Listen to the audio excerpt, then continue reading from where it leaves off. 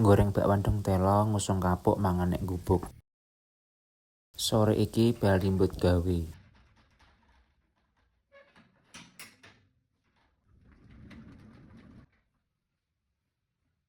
Singkat cerita iki aku wis salin. Iki mau sengaja ora adus soalé mangko ameh usung-usung kapuk ning sawah. Sadurunge mangkat mbut gawe meneh, iki aku meh gawe bakwan telo.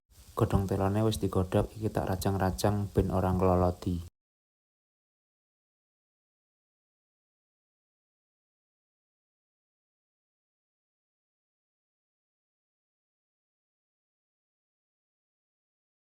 Rampung sing rajang langsung dibumboni. Bumbu aluse iki mau tumbar, miri, mrica, bawang putih.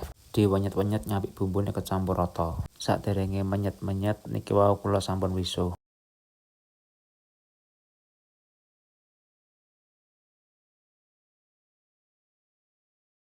Sing nguleni kalih tepung sampun rampung langsung digoreng.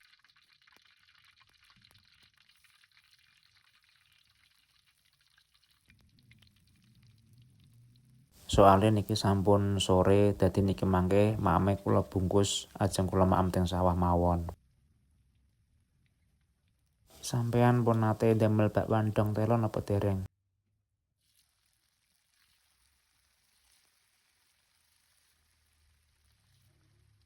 Bakwane wis matang langsung tak bungkus beto teng sawah. Iki nek tengah perjalanan aku ora jaring manuk tak parani.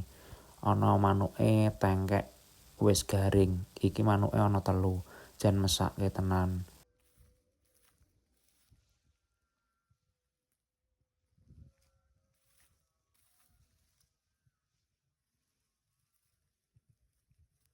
Mbok yo nek ameh nglarani iki rasah maseng jaring, mesake jan manuke. Iki nglanjutke perjalanan, lah kae kapuke wis nok ngarepan. Kapuk iki opek nek tegalan ngarep kae. Lah iki diusungi lewat sawah, soale akses dalane sing paling cedhak ya lewat sawah kene iki. Mergo sawahe garing dadi iso dilewati sepeda motor.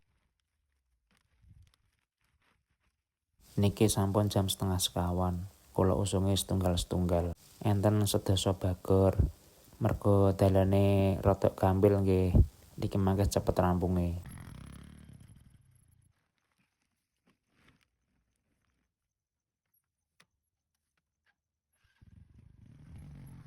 Singkat mawon niki usungan terakhir, mboten krasa sampun rampung.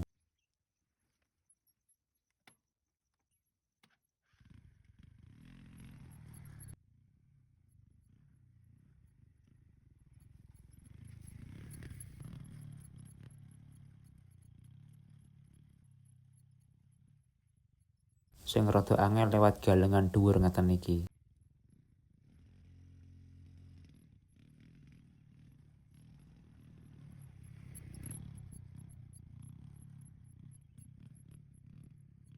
Rampung sing usung-usung langsung maem.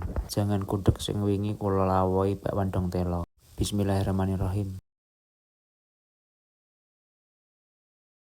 Sore-sore maem teng gubuk tengah sawah, hawane adem. Niki pake mboten melu soale sedinten wau pake mendeti kapuk kalih usung-usung awake nggih sampun sayah.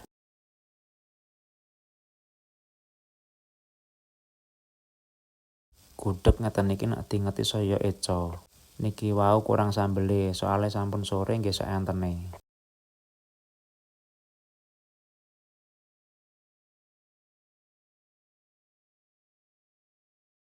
Matur suwun sing sampun mampir teng video kula tak lanjut maem rumiyin.